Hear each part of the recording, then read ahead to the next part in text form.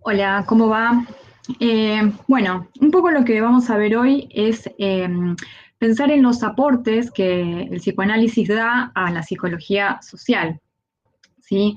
Para esto vamos a tomar dos textos dentro del psicoanálisis, dos textos de Freud, que son pensados siempre en términos de textos sociales, ¿no? Ustedes piensen que Freud dedicó su carrera entera a estudiar eh, lo que sería psicología individual, en términos de, bueno, descubrimiento del aparato psíquico, del inconsciente y todo lo que atañe a eso.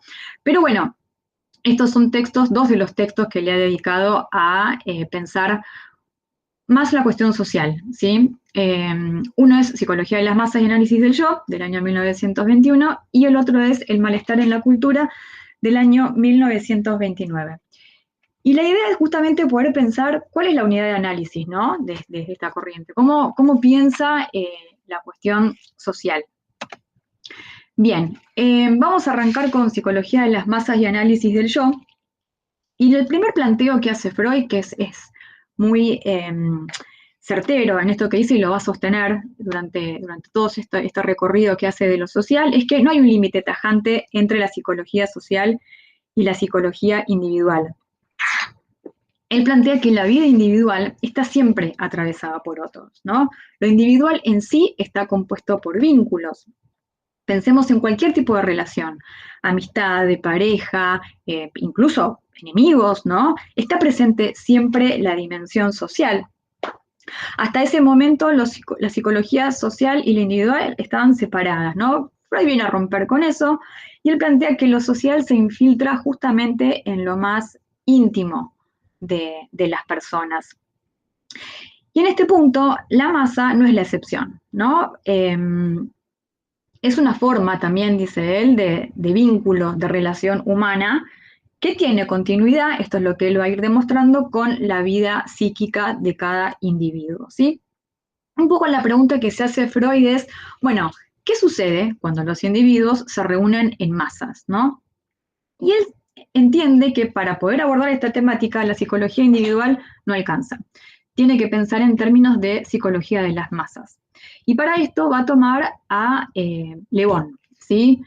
Le Bon eh, era un sociólogo de esa época que él había escrito un libro que se llamaba justamente Psicología de las masas. Y luego lo que plantea es, él habla en términos de la masa psicológica, ¿sí? Una masa psicológica que sería como un ente, dice él, provisional, ¿no? Eh, que está formado por elementos heterogéneos, que están unidos entre sí durante una determinada cantidad de tiempo, con propiedades distintas, o sea, a las que se ven en individuos por separado, ¿no? Entonces, él dice que la masa los dota de un alma colectiva, ¿no? Como una cosa muy espiritual, muy religiosa, y que hay ideas y sentimientos que justamente surgen solamente en la masa. Si de manera separada tenemos un individuo que es racional, que es crítico, que puede tener control de sí mismo, que es autónomo, eh, que es responsable de sus decisiones y demás, él lo que dice es que en la masa justamente este individuo pasa a ser un individuo sugestionable, impulsivo, fácilmente manipulable. Él dice que es crédulo, que tienen un sentimiento de poder como que son invencibles, ¿no? Desaparece el sentimiento de responsabilidad, pierde conciencia de sus actos, ¿no? Incluso hasta merma el rendimiento intelectual, dice, llegando como a los límites más primitivos e instintivos. Pierden la autonomía psíquica, dice, pasan a ser como seres anónimos y que pueden llegar justamente a comportamientos extremos, solamente estando en la masa. Eh, Él dice que justamente estos sentimientos y estos actos que suceden en la masa son contagiosos, ¿no? Y que esto es un efecto un poco de la sugestión. Y aborda, de alguna manera, no profundiza demasiado, esto lo va a tomar Freud después, lo que es esto sería como un efecto de la sugestión, pensándolo en términos de la relación entre un hipnotizador y el hipnotizado, ¿sí? Ahora vamos a ir viendo bien a qué se refiere con esto. Bien, ¿qué nos dice Freud? Freud viene a ampliar un poco lo que plantea Le Bon. La pregunta que se hace Freud es, qué es lo que une a estos individuos en una masa? ¿Qué es eso que los aglutina, que los mantiene unidos? Él intenta entender cuáles son esos mecanismos que operan ahí. Dice, no basta, dice él, con verlos como seres irracionales o como que las masas pueden generar todo esto. No solamente se trata, dice Freud, de perder la autonomía o de perder la razón. Él quiere discernir, quiere llegar a la causa de esto, bien psicoanalítico, Freud mismo, ¿no? Intentar entender el porqué de las cosas y cuáles son las causas que hacen que el individuo en masa se comporte de esa manera. Entonces, él dice que no hay alma de masas, ¿no? Porque eso queda como muy ligado, como les decía antes, a lo espiritual, a lo religioso, ¿no? No, dice Freud. Acá se trata de mecanismos inconscientes. Hay algo inconsciente individual, dice Freud, en todo caso, que se comparte y se activa en la masa. Entonces, él dice que se trataría, en principio, de lazos libidinales, ¿no? ¿Qué es la libido para Freud? Es la energía del amor, digamos, ¿no? Lo que nos vincula, lo que sostiene los vínculos afectivos. Entonces dice Freud, evidentemente, acá debe haber algo de esta índole que hace que se una la masa, que estos individuos tan diferentes entre sí pasen a ser una sola cosa.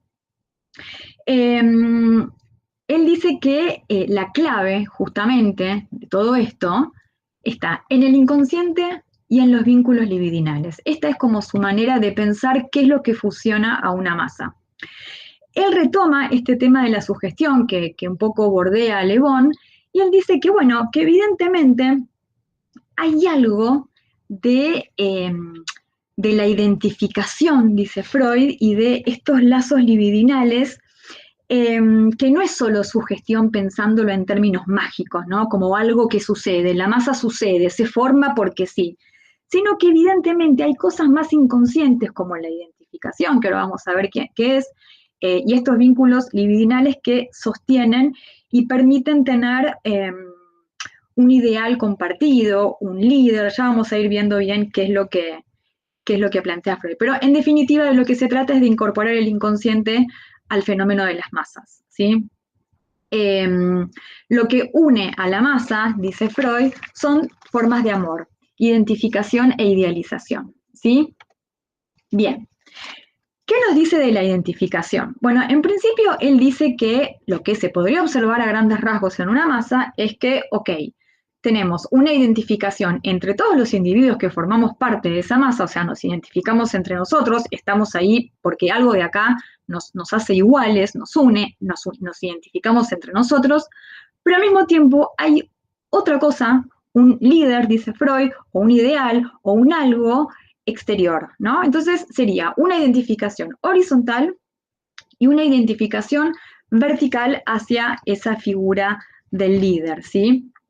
Freud dice que en este punto el individuo queda un poco empobrecido al renunciar, digamos, de su propia autonomía en pos de alinearse psíquicamente con este líder o con este ideal. Pero al mismo tiempo se fortalece en el vínculo con los otros, ¿sí? O sea, lo que se pierde ahí por quedar en un escalón más abajo, pensemos, con el ideal, con el líder, lo sentimos en esta cosa de la masa, de la pertenencia colectiva.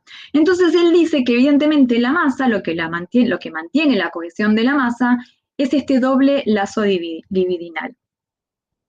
Freud en este punto toma dos instituciones que se sostienen en el tiempo, ¿no? Como para ubicarlas como ejemplo. Una es la iglesia y la otra es el ejército, que son masas duraderas, dice Freud. En la iglesia, bueno, ya sabemos, hay el líder, vendría a ser Cristo, y bueno, todos los que pertenecen a esa masa están unidos, se sienten amados de la misma manera por este líder y se sienten, digamos, siendo masa, aún sin tener contacto físico, ¿no? Con esta figura ideal que es Cristo. Y en el ejército, bueno, quien cumpliría estas funciones es el teniente coronel, el general, dice Freud. Bueno, si muere, dice Freud, si muere el coronel, digamos, la masa se desintegra, pero podría volverse a armar con otro líder. Bien, entonces, ¿cómo define Freud la identificación? Él dice que es la más temprana exteriorización de ligazón afectiva con otras personas. Es decir, es la primera manera, dice Freud, que tenemos de ligarnos afectivamente con otra persona. Es decir, previo a elegir un objeto X, el que sea, primero nos identificamos con alguien, con ese objeto, con ese alguien, con ese ideal, lo tomamos como modelo y después, dice Freud, podemos amarlo, ¿no? Entonces, en este sentido es que es constitutivo, dice esto es central en la constitución del yo. Pensemos que el yo, dice Freud, nosotros mismos, nosotros como individuos, nos vamos armando de distintas identificaciones, ¿no? De cosas que vemos, que aprendemos en casa, que aprendemos, que nos enseñan, ¿no? Lo que veíamos en socialización. Bueno, la identificación es esto, ¿no?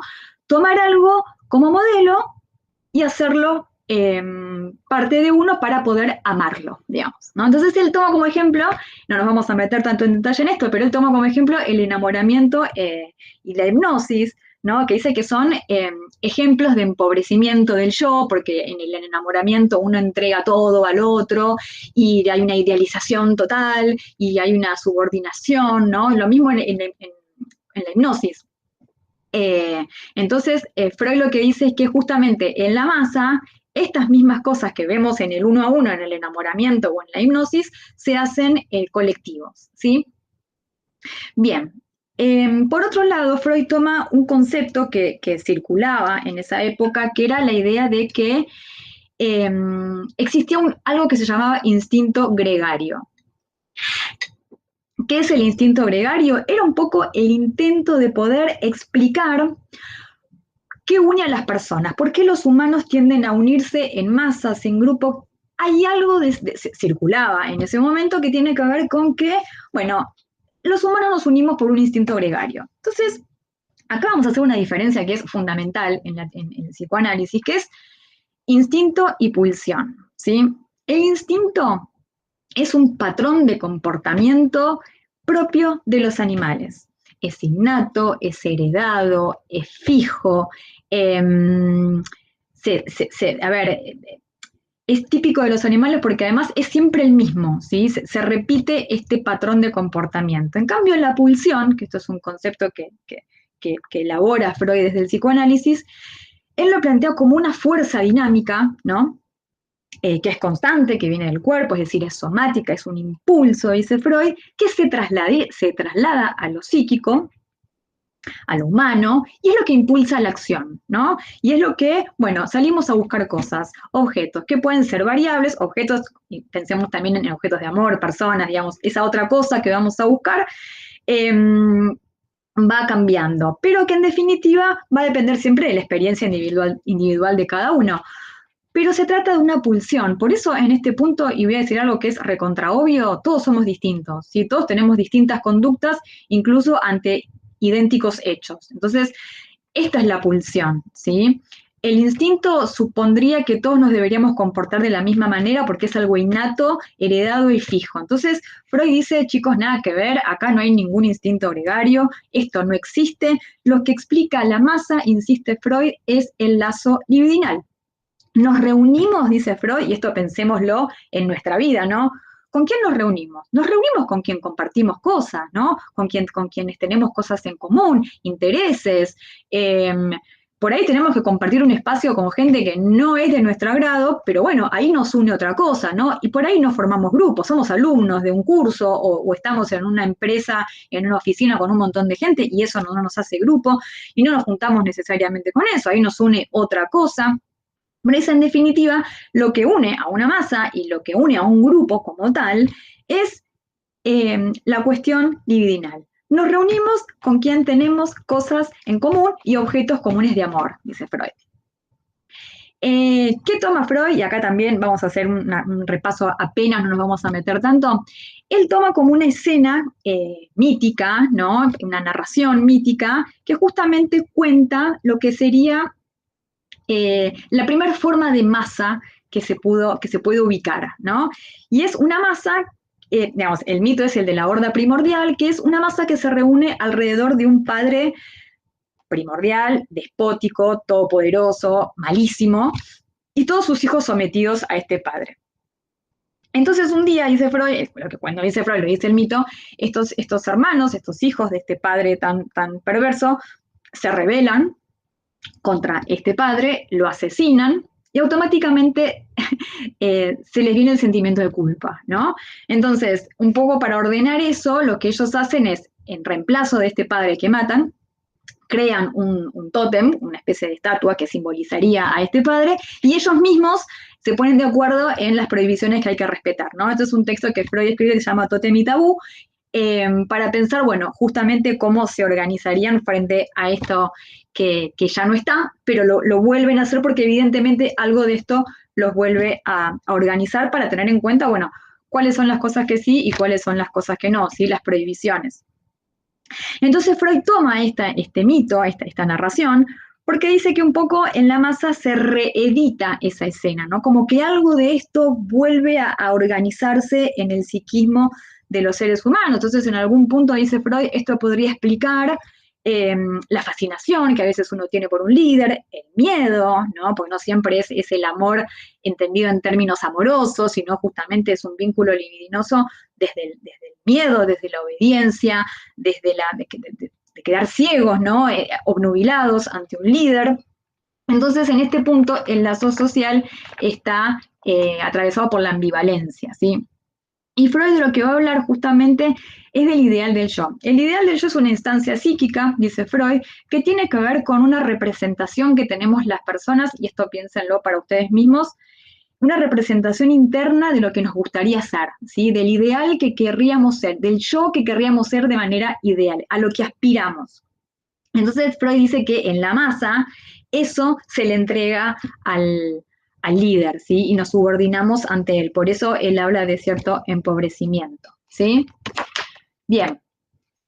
Freud nos dice que esto, tengamos paciencia, es una teoría en desarrollo, dice él en aquel momento, pero sí es interesante a ver, el desarrollo, ¿por qué? Porque hay cosas que todavía quedan sin explicar, al menos en ese momento, ¿no? Por ejemplo, los distintos tipos de masa que se pueden formar, qué ubica a alguien como líder, ¿no?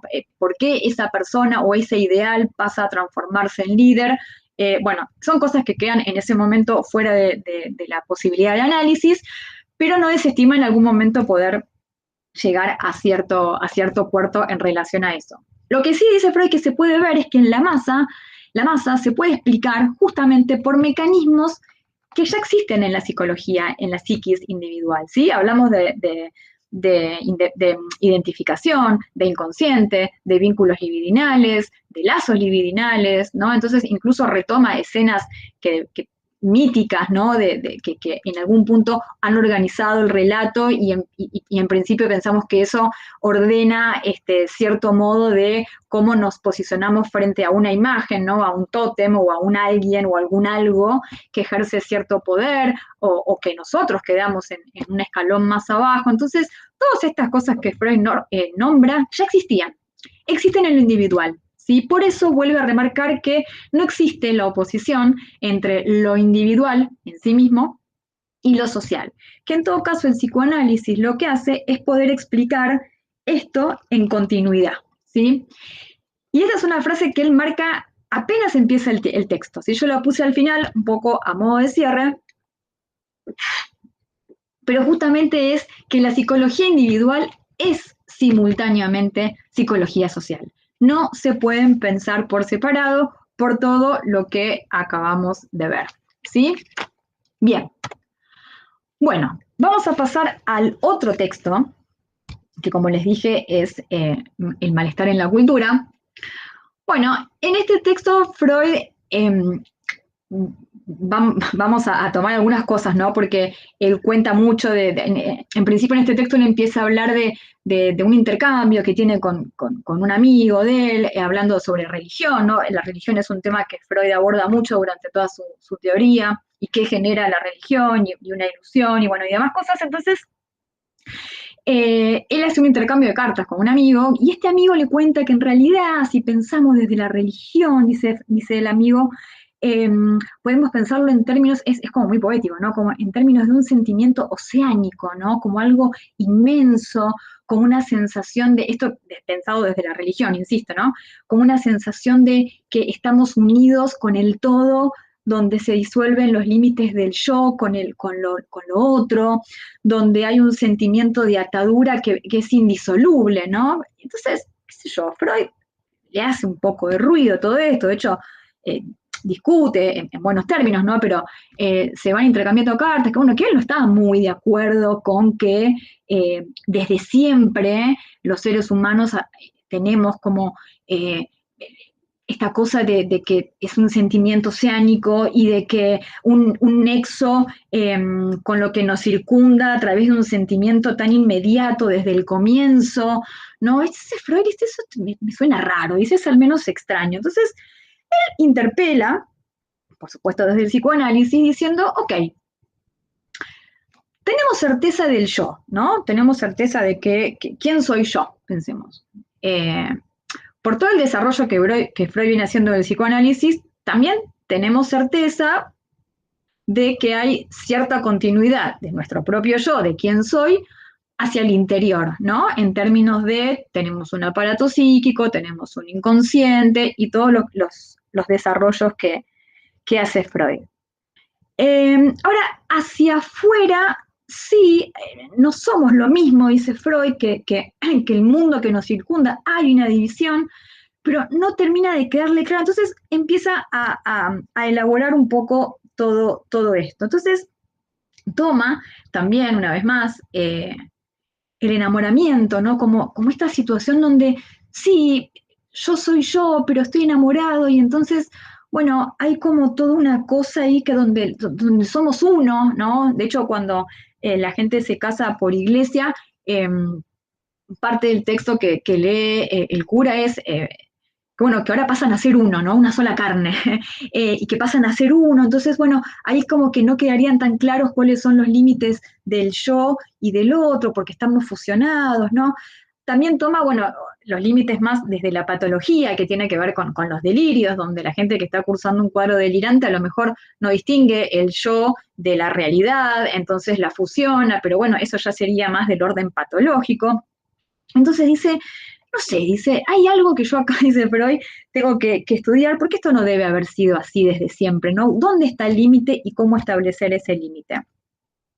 Hacemos un punteo muy rápido en esto, porque esto es un ejemplo que él toma que tiene que ver con el momento de la lactancia, ¿no? Él dice, pensemos en un bebé, en un recién nacido, donde desde la teoría de Freud todavía no está constituido el aparato psíquico, está constituyéndose. Entonces dice Freud, cuando está en el momento de la lactancia, cuando está unido al pecho materno, dice Freud, cuando se le sustrae ese pecho materno, cuando se interrumpe ese momento de lactancia, dice Freud que ahí se instalaría por primera vez como la contraposición, digamos, del yo, dice Freud, con un objeto externo que es el pecho, que me lo acaban de sacar, ¿no? Todo esto que son elaboraciones y que son hipótesis, ¿no? Del psicoanálisis. Entonces es como que en ese momento se empieza a diferenciar que hay un yo y que hay algo que viene de afuera, ¿no? Pero muy en los principios, en los momentos muy incipientes de un recién nacido, se cree que existiría algo, en todo caso, de este sentimiento oceánico, donde hay una fundición con la madre, con el pecho materno y demás, pero cuando se le corta, y se nota, ¿no? La respuesta de los bebés es el llanto. Bueno, ahí se empieza a distinguir, se empezaría a distinguir lo que es el yo y lo que es lo de afuera, que es displacentero, ¿no? Porque si yo hasta recién estaba bien y hay algo de afuera que me lo saca, entonces, bueno, estas son todas las teorías que él elabora. Entonces, él dice, bueno, acá es donde se instalaría un yo, dice, que sería placer, o sea, yo lo bueno, y uno afuera que es amenazador, ¿no? Entonces ahí es donde Freud empieza a distinguir, bueno, esto pudo haber sido desde el principio que hay un yo que lo abarcaba todo y luego se empieza a distinguir muy paulatinamente un afuera. Pero también, dice Freud, hay mucho de afuera que es placentero, como por ejemplo cuando le vuelven a dar el pecho materno, y mucho displacer que puede venir del propio yo, ¿no? Un dolor, pensemos los bebés que les duele la panza, que están reconociendo el mundo y demás. Entonces, bueno, es por acá, dice Freud, que empieza a investigar. Son como los primeros acercamientos a poder pensar el yo y diferenciado de lo que es la realidad externa, ¿no? Ahora, Freud se pregunta, y esta es la pregunta central de este texto, es ¿qué es lo que los seres humanos mismos dejan discernir a través de su conducta como fin y propósito de la vida? Dice, ¿qué es lo que los seres humanos le pedimos a la vida? ¿No? ¿Qué es lo que queremos alcanzar? ¿Qué es lo que le exigimos a la vida que tiene que haber? Felicidad, ¿no? El ser humano busca la felicidad, dice Freud, busca la dicha, y no solo la busca, sino que la quiere mantener. O sea, es conseguir la felicidad, el fin de la vida, y mantenerla. ¿Cómo se piensa la felicidad? Bueno, en términos de ausencia de dolor y sentimientos inmensos de placer. ¿Qué tal? ¿Qué viene a decir Freud en todo esto? Chicos, esto es absolutamente irrealizable. ¿Por qué? Porque choca con la realidad.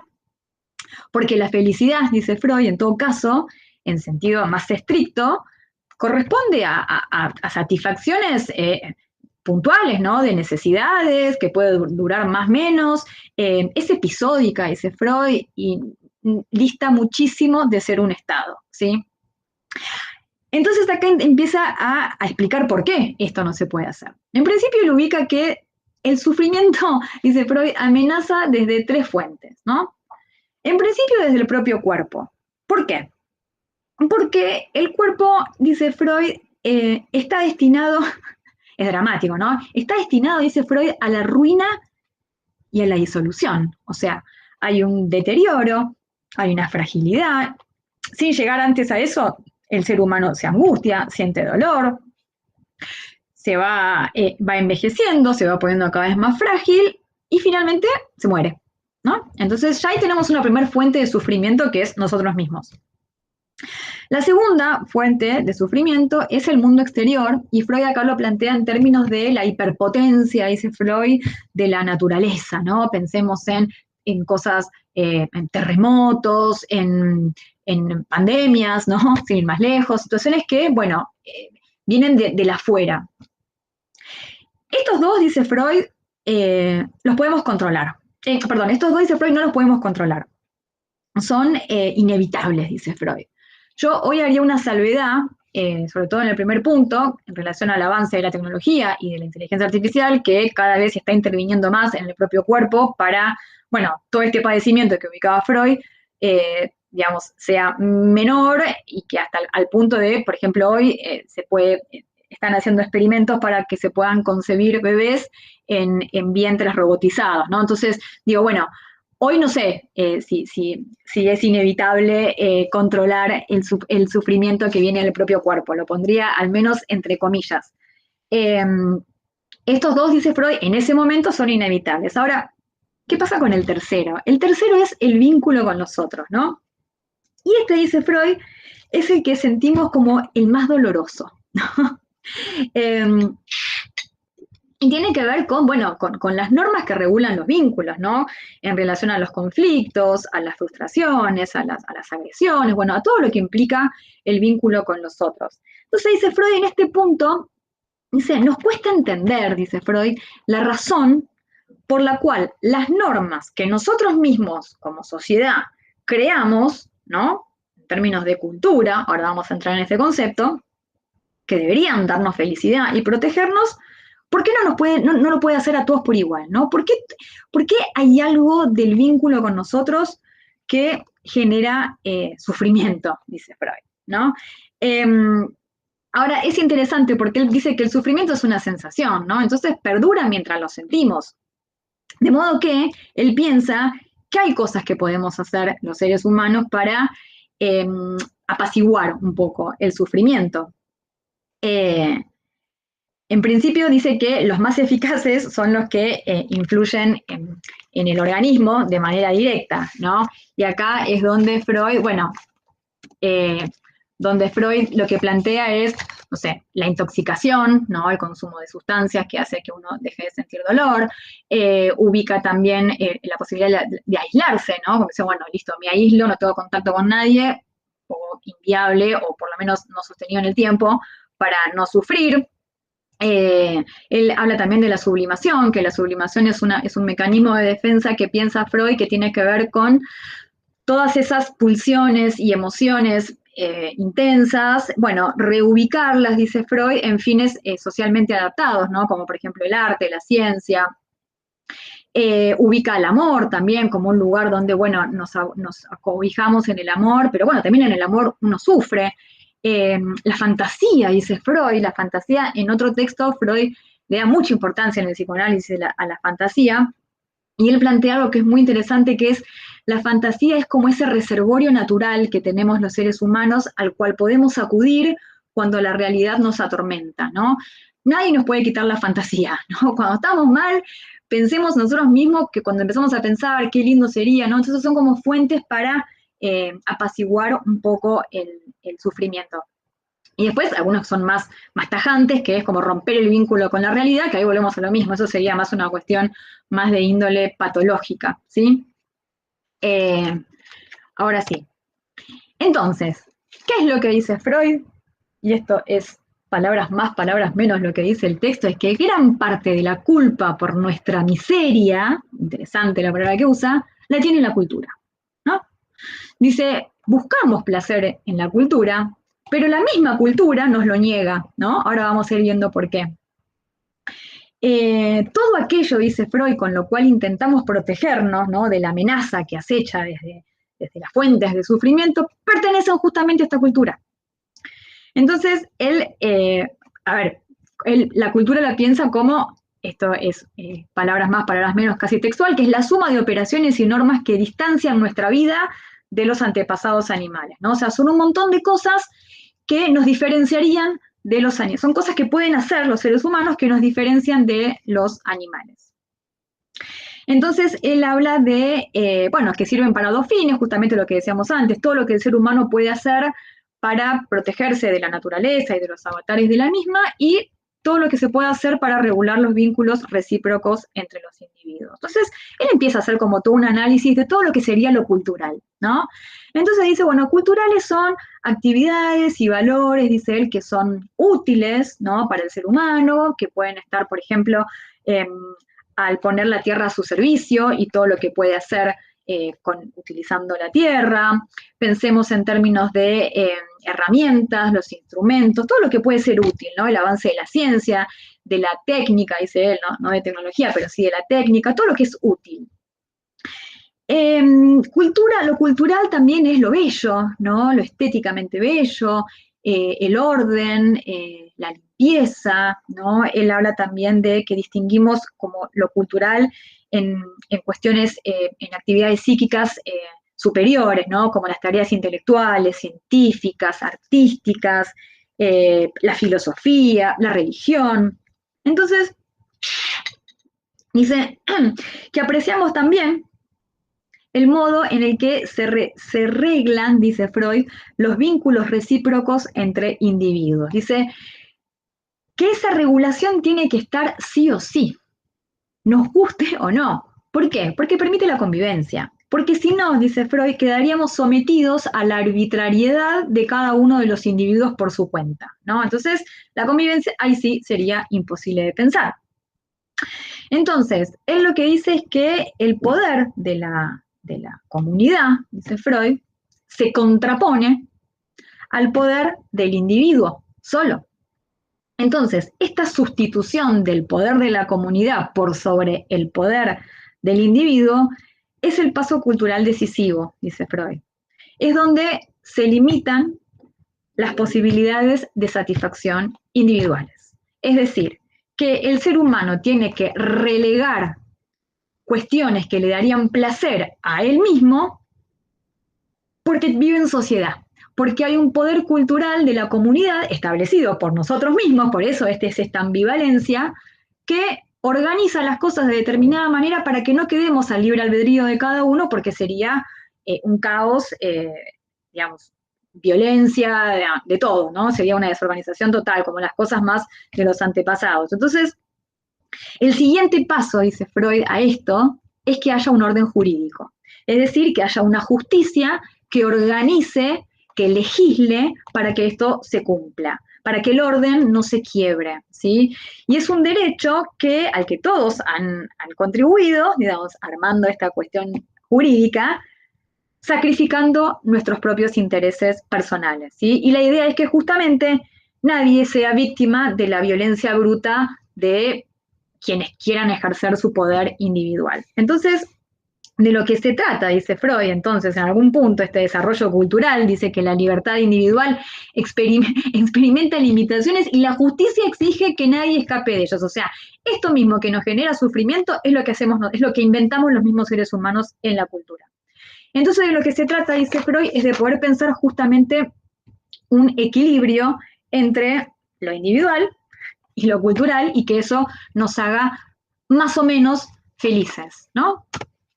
Bien, ¿qué dice Freud en relación a lo que une una masa, como dijimos antes?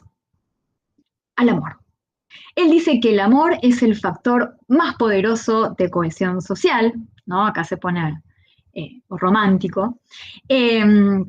Él habla, bueno, por supuesto, del amor sexual, de pareja, ¿no? Entre dos o más personas, pero en términos de sexualidad. Y el amor universal, ¿no? Que acá tiene este subtítulo bien de la religión, que es amar al prójimo como te amas a ti mismo, ¿no? Entonces, bueno, estas son las formas de amor. Él dice que es irrealizable porque el ser humano, como decíamos antes, no ama a cualquiera. Pensémoslo nosotros mismos. No amamos a todo el mundo como para vivir en una sociedad armónica y que todo sea justo para todos. No, no amamos a todos por igual. Tampoco sabemos cómo el otro me ama a mí. El otro puede ser malo conmigo, puede agredirme, puede molestarme. Entonces, ¿por qué por qué voy a amar a alguien que es malo conmigo? Digo, pensándolo en los términos más concretos. El ser humano no es un ser manso, dice Freud. No es que solamente se defiende cuando lo atacan. No, el ser humano además, dice Freud, tiene un gran componente agresivo, que esto es originario del ser humano, ¿sí? Hay una inclinación profunda a la hostilidad del ser humano. Pensemos en las situaciones de odio, de asesinatos, de guerras, ¿no? Ese es un componente muy grande. Entonces, lo que hace la cultura es ordenar todo esto. ¿Cómo lo hace? Reprimiendo y canalizando las pulsiones agresivas de las personas. ¿En qué formato? En formato de leyes, de normas, con sus consecuentes castigos, con sus consecuentes restricciones, ¿no? Sin esto, dice Freud, la convivencia sería imposible. Esto es el núcleo del malestar, dice Freud. Esta ambivalencia. ¿Por qué? Porque al reprimir todo esto, se genera más hostilidad contra la cultura, ¿no? Es como una cosa muy ambivalente, nos da cosas lindas, pero al mismo tiempo nos restringe y si no lo hacemos nos castiga. Bueno, entonces esta ambivalencia, que es el núcleo del malestar, dice Freud, es pensar que la cultura nos protege, pero al mismo tiempo nos oprime, ¿sí? Entonces, la pregunta es, ¿qué hacemos con todo ese malestar, con toda esa agresividad que tenemos de manera inherente los seres humanos, si no la podemos descargar en la sociedad porque vamos a ser reprimidos, castigados y judicializados, ¿no? Entonces dice, ok, dice Freud, vuelve al yo. Esta agresividad que no se puede satisfacer, entre comillas, en el exterior, vuelve al yo. Y acá Freud habla, no vamos a ahondar demasiado, pero es un poco para que lo entiendan, de una instancia del aparato psíquico que se llama superyo. El superyo lo plantea Freud como el heredero del complejo de Edipo, porque en el complejo de Edipo, no vamos a entrar tanto en detalles en esto, pero lo que resulta de atravesar el complejo de Edipo de manera más o menos exitosa, es que nos queda internalizada la figura de autoridad, ¿no? En este caso, del padre como función, ¿no? En la función paterna, lo que se hereda y lo que queda internalizado es esto, la autoridad paterna.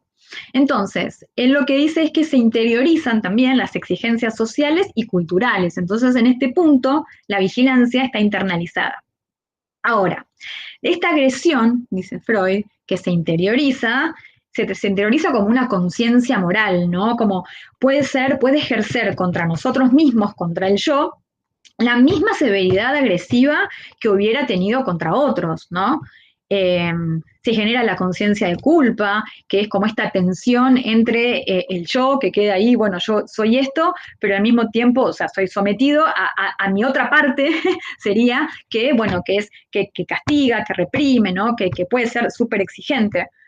Entonces dice Freud que en este punto la cultura en este intento de ordenar, lo que hace es debilitar lo agresivo de las personas hacia afuera desde una instancia interior, ¿sí? Entonces, en este punto dice Freud que el sentimiento de culpa que todo esto genera es el problema más importante en el desarrollo cultural, ¿sí?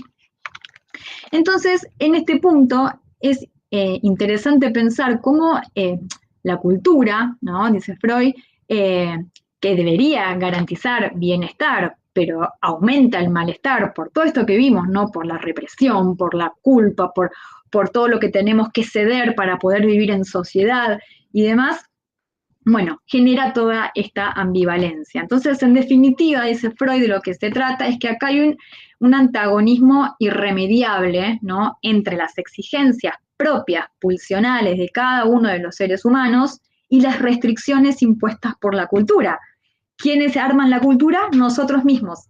Entonces, es esta la ambivalencia en la que quedamos atrapados. Entonces, acá Freud se pone taxativo y dice, ok, en este punto el malestar es inevitable, ¿no? Entonces, de lo que se trata es, en definitiva, de, ok, sabemos que este malestar existe, ahora entendemos por qué, ¿qué hacemos con esto, no? ¿Cómo nos acomodamos para vivir en sociedad?